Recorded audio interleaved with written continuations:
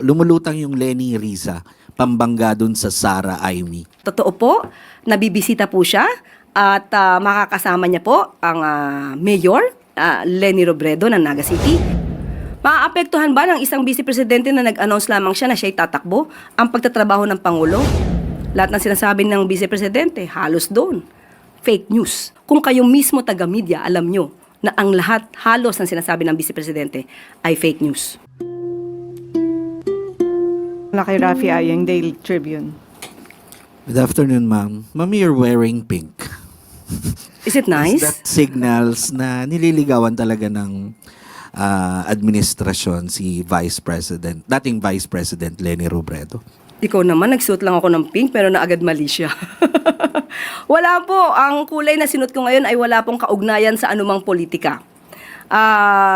Wala pong anumang update kung nililigawan ng sino man dahil ang sabi nga po natin kahapon pa ay wala pa po sa isipan ng Pangulo at ng administrasyon na ito ang patungkol sa pamumulitika o humanap ng sino mang kandidato para sa 2028. Darating po ang panahon na yan. Sa ngayon po, ang tutok po ng Pangulo ay trabaho. Ayun po, ayusin ang mga issue patungkol sa baha at ang pag-angat po ng ekonomiya ng bansa. And follow up lang po, lumulutang yung Lenny Riza, pambangga dun sa Sara Aimee. Ano pong reaction ng palasyo? Wala pa rin po. Hindi pa rin po ito na pag-uusapan. Sabi nga po natin, trabaho, trabaho, trabaho, hindi bakasyon. Thank you. Sunod na tanong mula kay Michelle Gilang, All TV. Good afternoon, Yusek.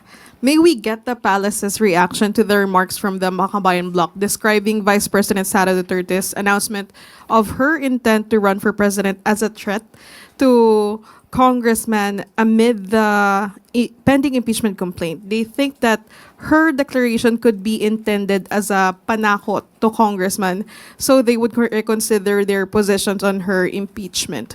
How does the palace view these statements? Opinion po yan ng Makabayan Bloc. Siguro kung yan po yung nararamdaman nila, maaaring may katotohanan.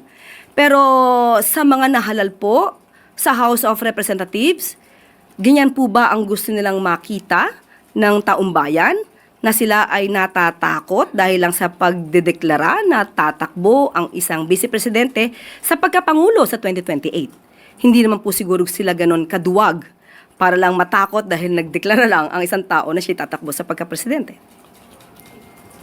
Sunod na tanong mula kay Jean Mangalus, Philippines-Star.com. Sunod na tanong mula kay Katrina Domingo, ABS-CBN. Undersecretary, in former President Rodrigo Duterte's latest request to the International Criminal Court, sinabi niya po na i-waive niya yung right niya to appear before the pre-trial chamber because wala daw pong jurisdiction sa kanya. And in that particular filing, he also mentioned na it was the office of the president who allegedly funded the private jet that took him to The Hague. He insists na he was kidnapped from the Philippines. May we get a confirmation or a reaction from the palace with regard to the allegation na ang taxpayers' money daw po ang ginamit para pondohan o rentahan yung eroplanong nagdala sa kanya doon?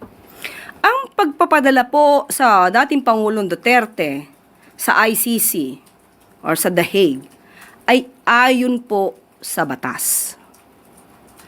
RA 9851, maliwanag ang sinasabi sa Section 17 na kapag ang isang kaso o isang complaint ay dinidinig na sa isang state o international tribunal or court, maaari pong i-dispense with na ng gobyernong ito ang anumang pag-iimbestiga at hayaang magpatuloy ang pag-iimbestiga sa nasabing state or international tribunal.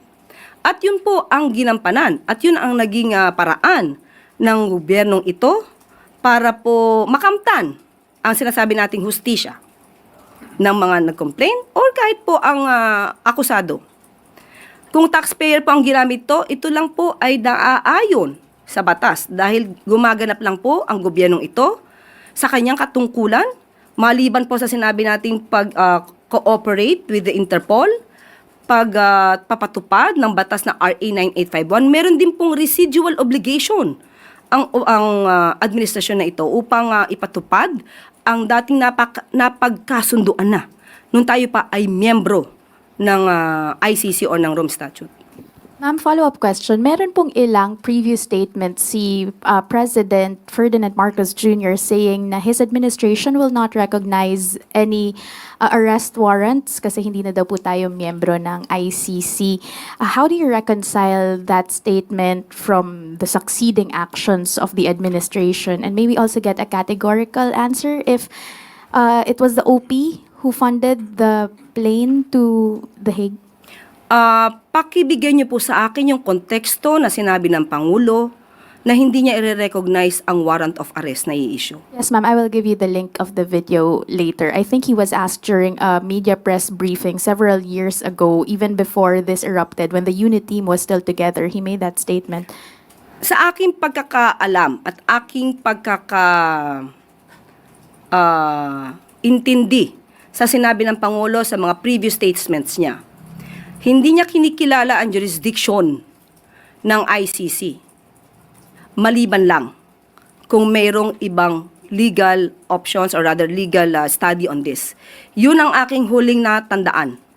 So ngayon, kung meron ngang batas, sinabi natin pinapairal na RA 9851 at yung ating obligasyon sa Interpol, hindi man natin kinikilala na may jurisdiction ay ICC ngayon.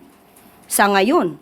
Pero ang ICC ay nagkaroon ng jurisdiction sa mga aksyon na naganap nung tayo pa ay miyembro.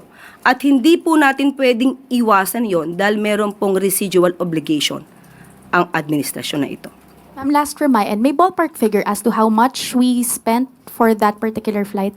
Wala po akong detalye sa ngayon. Thank you po. Sunod na tanong mula kay Ivan Mayrina, GMA7. Yusek, sinasabi po ng Pangulo, of course, that he doesn't want to talk about the elections as of yet at gusto niya magtrabaho. Pero gustuhin man po niya at hindi, following Vice President Duterte's announcement yesterday, it's going to be political. It's going to be about the elections moving forward. How does the President see this affecting his plans, his governance? Wala, hindi maapektuhan. Maaapektuhan ba ng isang vice presidente na nag-announce lamang siya na siya'y tatakbo ang pagtatrabaho ng Pangulo? Kung ang iisipin lamang ng Pangulo natin ay ang mga sinasabi ng vice presidente, hindi natatakbo ang gobyernong ito.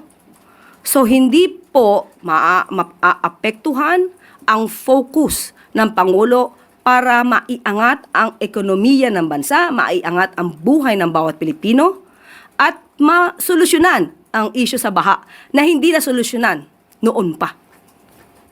And given that, makakaasa din po kaya tayo na the President will make statements concerning the Vice President's tirades against him. Dahil, yun nga po, it's election season. Nung pa natin sinasabi, lahat ng sinasabi ng Vice Presidente, halos doon, fake news. Ano pa ba ang dapat sagutin pa ng Pangulo kung kayo mismo taga-media, alam nyo, na ang lahat halos ng sinasabi ng Vice Presidente ay fake news. Sunod na tanong mula kay Sammy Dinilla, Business Mirror. Good afternoon, ma'am. Mag-follow up lang po kami regarding po dun sa naging commitment ng DPWH kay President regarding sa flood control. May na-mention po ba kung may ilang target flood control projects yung target ma-complete ng DPWH before mag-start po yung rain season this year? Kahapon ay nag-usap po sila ng Pangulo. Ang detalye po ay na kay Sec Dave, pero po ang natatandaan ko na banggit sa atin, meron pong inaasahan tayo na pagpapagawa ng classrooms ng 13,000. Yun po ang isa na banggit. At of course, patuloy pa rin po ang ayusin ang mga hindi natapos na mga proyekto, lalong-lalo na siyang nagiging sanhi ng pagbaha. Ibibigay ko yung detalye, pagkakuha ko lamang po ng mga papel. Apo. Thank you po. Sunod na tanong mula kay Christian Bascones, PRTV. Ma'am, in connection na po doon sa naunang tanong. Tanong ng masa po. Nasindak po ba yung administration dito sa several announcement like BP Sara announcing her decision to run for president in 2038 and yung sinasabi si Senator Robin Padilla supporting VP Sara and Amy Marcos? Ang Pangulo masisindak? Hindi naman po kasindak-sindak yung pag-a-announce na siya'y tatakbo sa pagkapangulo dahil ramdam na po even before ang kanyang pangangampanya sa labas. So hindi po nakakagulat kung siya mag-announce na siya'y tatakbo bilang Pangulo. Sunod na tanong mula kay Christian Yusores, DZMM. Yusek, nag-post po ng Instagram story si former Vice President and Naga City Mayor Leni Robredo about an ocular inspection para po sa pagbisita raw ni Pangulong Marcos. Can you confirm if the President will visit Naga anytime soon at ano po yung pakay ng Pangulo doon sa pagbisita? Nabanggit ko po kanina sa ating good news, yung Oplan kontra baha ay pinasimulan na po sa Naga City ng ating Pangulo. Busy po ngayon ang kawani ng DPWH para linisin ang mga kanal, ang estero at ang ilog sa Naga City. Yan po ang bibisitahin ng ating Pangulo at totoo po, nabibisita po siya at makakasama niya po ang Mayor Leni Robredo ng Naga City sa February 21. Sabado. And bukod po doon sa activity po ni President doon sa Naga, are we expecting na magkakaroon din sila ng iba pang conversation outside doon po sa project? Yan ang abangan nyo. Yun lang po ang ating, yun lang po ang binigay na impormasyon dahil nga po ang pinasisimulan nga po ng Pangulo itong Oplan kontra baha at isa sa mga lugar na kanyang pinatutukan ay ang Naga City. So, yun lamang po. Kung ano pang pag-uusapan nila, abangan na lang po natin. Ma'am, one last po. Possible po kayo na mapag-usapan ang possible alliance or plans for 2028 elections because some analysts are floating the name of former VP Leni as a strong candidate against Vice President Sara in the 2028 elections. Wala po kasi talaga na pag-uusapan tungkol sa pangangampanya o kung sino man ang magiging kandidato sa 2028. Hindi pa po kasi panahon ngayon, napakaaga po pa kasi para tayo mag-announce na ikay tatakbo o hindi. Napakaaga para mamulitika. Ang dami pong dapat na ayusin sa bansa natin. Maraming dapat na ayusin na interes ng ating mga kababayan. So, masyadong maaga ang pag-usapan kung sinong tatakbo sa 2028. Follow-up question mula kay Ivan Mayrina, GMA7. So, sorry, follow-up lang po dun sa nabanggit ninyo. So ano po kaya ang motibo ni VP Sara sa kanyang maagang pag-anunsyo? Siya po tanungin nyo. Hindi ko po alam ang kanyang utak. Would you have a theory? Theory. Hypothetical. Sa kanya na lang po nyo. Kung ano man ang kanyang masamang motibo, ang kanyang magandang motibo dito, hindi ko po masasabi. Okay. On to my question, ma'am. Magkakaroon po ba ng pagbabago sa liderato ng NBI? Yes. Sino po ang itatalaga? Attorney Melvin Matibag. May we know why? Ang rason ay hindi po na ipukol sa atin. Yan lamang po ang aking maibibigay sa ngayon. Has he taken his oath at meron po kayang specific instructions ang Pangulo sa kanyang pagtalaga kay Attorney Melvin Matibag sa NBI? Kapag nabigay na po sa akin ng detalye, ibibigay ko rin po sa inyo. So effective when, ma'am? Yan pa lang po ang ibinigay sa atin. Magkakaroon po ng bagong NBI Director sa katuohan po ni Attorney Melvin Matibag. Tanong mula kay Ace Romero, Salamat po. Philippine Star. Confirm lang po namin, ito po yung kaalyado ni dating Pangulong Rodrigo Duterte sa PDP laban. Sa aking pagkakaalam, What does this say about the decision of the President or his interactions with other stakeholders in politics? muli, yan lamang po ang ipinabuot sa atin. Kung ano ang dahilan, ibibigay ko po sa inyo kapag ka naibigay niya po sa akin. Follow-up question mula kay Marisol Halili, TV5. Mikey.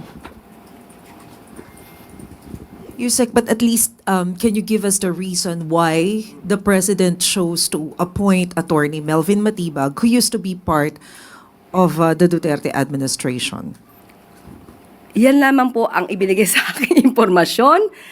Hindi po pa naibigay sa akin ang rason. So kapag ibinigay na po sa atin, una-una prerogative naman po. Una-una man po prerogative po ng Pangulo. Una-una, masasabi natin bakit niya in-appoint or i-appoint. Nandun po yung tiwala. Nakitaan po niya ang si Attorney Melvin Matibag ng maaaring pagtiwalaan. Maaaring magtrabaho para sa gobyerno. Pero kung ano yung pinaka-reason, hindi pa po nasasabi sa akin in details. Kapag ka po na ibigay na sa akin, ipapasa ko po agad sa inyo. Wala nang tanong mula sa MP. Sibalik sa iyo, Yusek Claire.